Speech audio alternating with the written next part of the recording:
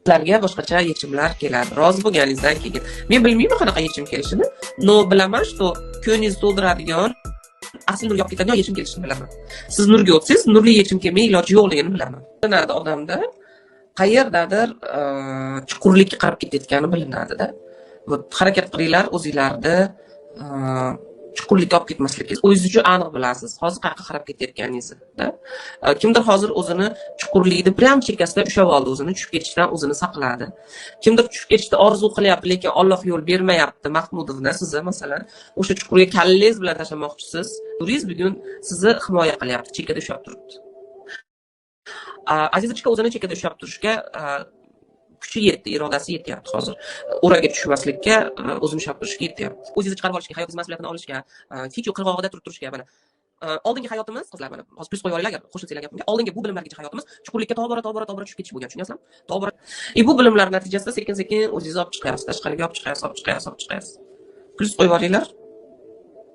Ushamaningizgacha hech kim sizni qutqarishga haqqi yo'q. Hatto farishtalaringiz ham sizga yordam berishga haqqi yo'q. Farishtalar gentlemen. So'ramaguningizgacha yordam bermaydi. O'zi hayotingizga aralashmaydi. Sizlarda shunaqa har birimizni tanlov qonuni bor. Tanlovimiz bo'yicha biz неприкасаемыйmiz. Bizga hech kim yaqinlasha olmaydi. Shayton ham yaqinlasha olmaydi, farishta ham yaqinlasha olmaydi, avliyo ham yaqinlasha olmaydi. Biz tanlamagunimizgacha hech qaysi biri bizga yaqinlasha olmaydi. Yaqinlashdimi, siz bilan birga yashayaptimi? Qaysidir biri shaytonmi, ins jinsmi, farishtalarmi, avliyolarmi, energiyalarmi? Siz bilan kimdir yashayaptimi? Demak, siz tanlov qilib qo'ydingiz.